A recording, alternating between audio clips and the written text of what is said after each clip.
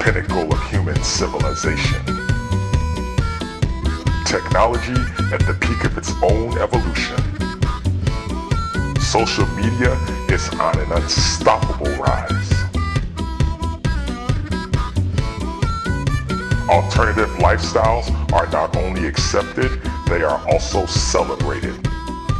Politics not only are the most questionable, they are the most exciting as well. And then this. Yeah.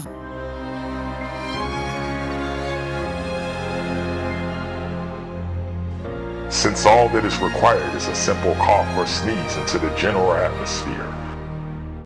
Perhaps this is why the virus is the most dangerous threat we have faced in this century. Such little but very general information about the origin of this pandemic has become the breeding ground for some very interesting theories. Some believe it was a biological attack stemming from another country. Others see it as another system of control from an already overbearing government. One of the most tantalizingly interesting viewpoints involves the virus actually taking on the characteristics of an alien attack. An organism orbiting our planet for centuries, waiting for the perfect time to attack our civilization as a whole. Impacting the Earth in multiple places. Many believe that the pandemic does not exist. It's a tool of fear and a state of mind. Defending against it is as simple as a matter of belief. The one fact that can't be disputed is the sheer powerful impact this virus has had on a worldwide society in such a short amount of time. Leaving our once thriving cities barren, the hopeful have become hopeless. The once overflowing cup has now been reduced to an empty coffer.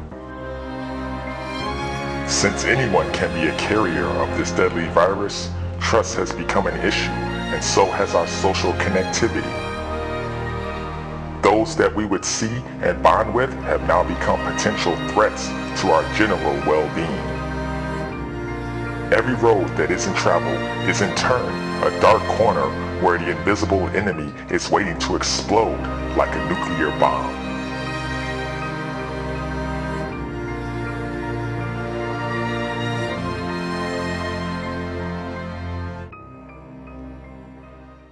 The battle without.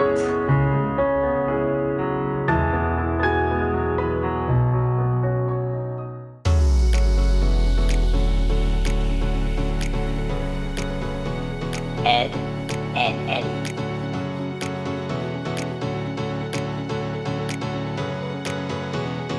Meet Eddie, an above-average business person with an above-average job along with pay. This pandemic has caused him a great deal of worry and stress, as he has seen his foundation crumbling right below himself. Now meet Ed, a street vagrant living off the discarded scraps of society. Life and events have not presented themselves in a savory manner for him, in turn relegating him to the more harsh sides of society. In days prior to the current pandemic, Eddie barely noticed Ed camped outside of his place of gainful employment. The same can be said of Ed.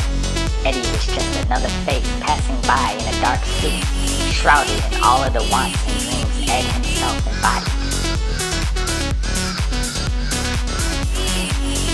But there has been something unusually unique about these current times.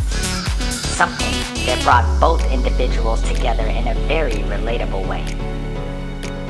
Perhaps it was the realization on Eddie's part that he may not be as distant from the bottom of society than he once thought. Perhaps Ed himself saw in Eddie a man that carried a burden that was too much to bear, and he believed he could lighten that load. With just a minor amount of attention toward one another, they both discovered much in common, sharing their dreams, hopes, wishes, and even fears, finding solace in the companionship provided. Together they eventually convinced each other to face this new world head-on, win to their backs, braving whatever was next. Ed supported Eddie in his quest to rise in the corporate world, no matter what the current playing field appeared to be. Eddie in turn was there to keep Ed focused on applying for a government-issued stimulus. Over time, Eddie lost all doubt and continued his journey, while Ed eventually did see his stimulus populate in a bank account.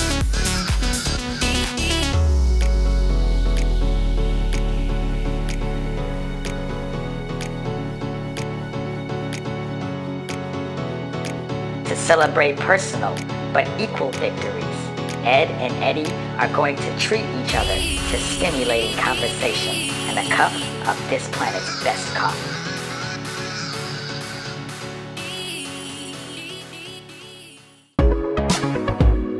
Brenda. So many suffer from a mindset that stems from being trapped inside of a pattern or a routine. We believe what we are told, even though it conflicts with what we know to be true. Brenda knows undoubtedly she is beautiful on the inside. It's the outside image that keeps her imprisoned. Her confidence, or lack of, all derives from one word she was taught as a young child. She can feel the power to change, but loses the will to do so every time she evaluates her station in the world. That is until the pandemic transformed this world and subsequently hers into a stifling box of doubt. In the land of the blind, the person with one eye is the almighty ruler. For some odd reason only known to her, this gave her a boost of much needed and overdue confidence to reach for her most wanted goals. She was able to resist temptation that would lead to failure and began to embrace actions which hinged on success. She began to focus less on the environment around her and more on the one she embodied. Brenda began to see that others had doubts about themselves as well. She noticed that all that glittered on the outside was not always as pristine on the inside. Brenda learned a valuable lesson, that she could travel the planet in search of someone to love, but she would never find anyone more worthy than herself. When the pandemic ends and life resumes back to normal, Brenda made herself a promise to go venture out and experience her life with new eyes, new feelings, and new hopes.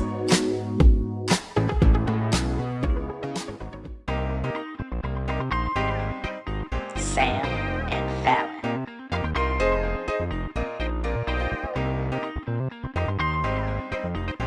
Meet Sam, an everyday person. Someone you would call ordinary, a person you can pass on the street and not think twice about.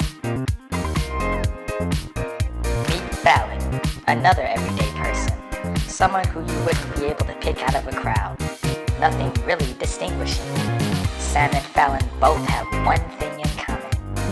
They want to meet someone they can marry. Once the pandemic struck the social habits of others, it also greatly altered how individuals meet. So what did Sam and Fallon do?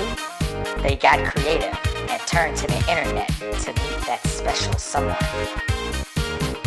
Upon finding each other's profiles, they learned that beyond marriage they had much more in common than what was presented on the surface. Sam and Fallon have a strong desire to consume many types of music. They have a healthy need to travel and experience new places and settings. Sam and Fallon share their wants together, which include dancing and being close to one another. Eventually, they even shared their hopes and dreams concerning marriage. In the end, Sam and Fallon discovered that being apart gave them the opportunity to be themselves and allow time to truly know one another.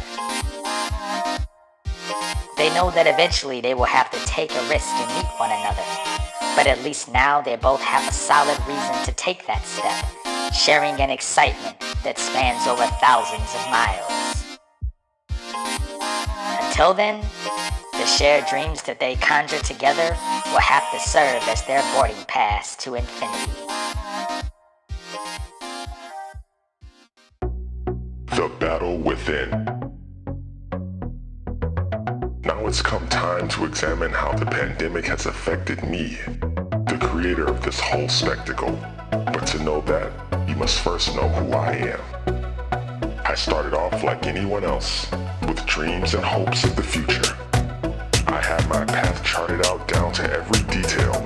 I would become an animator, then create a movie, and then produce a highly successful album. Then tragedy struck. I was sent down a path of destruction and anger. Every chance I was given to put myself back on course, I laid to waste. The curious case of my disposition was that no outside forces needed to waste any energy on providing strife in my life. I was well skilled on that aspect myself. I imagined a life where I would live in an oversized domicile, flooded with light. I wanted to be surrounded by my true peers, those who are highly creative. I wanted to know what true love was. I wanted to know something outside of the war that raged within me. I so desperately craved to be with a person that excited me. Someone like her, or an individual who cared about their body. Someone who was refined and well-spoken. Perhaps someone who knew how to get their hands dirty even. Then tragedy struck again, but this time with the most unique outcome. It cured me of my rage. But it was too late. I waited too long. My chance and opportunity had fleeted away with time, never to return again, until the virus reared its head on this planet, the great undoing of all existence. So before you are led to believe the pandemic destroyed all that I built, understand this, I did it to myself. The virus had very little to destroy in my life, so much so, its only lateral move would be to build my road back to the light, brick by brick. And so I seek to reach out to my peers. With this body of work, I extend my hand out to those who think like me. Will you hear my faint but shrouded call?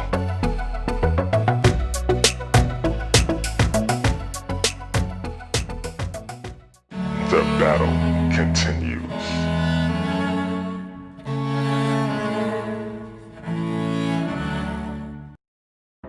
This part of the tale is aimed at the imagination connoisseurs, those who are greatly weighted down by this madness that engulfs the planet.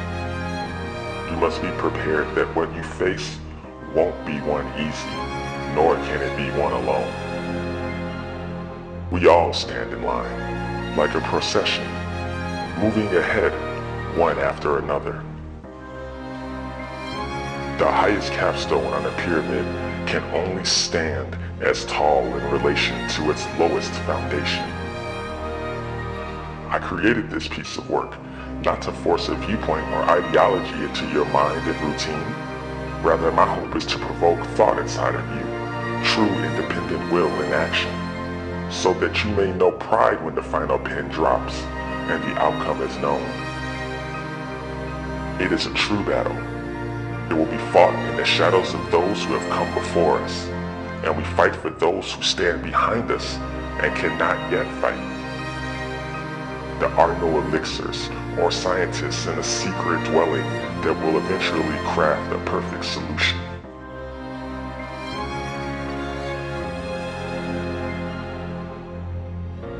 I say this to the post-geek singularity. What message do we send to the future if we strike back with our sharpest blade? But in the same breath, what do we send if we come to battle with our dullest?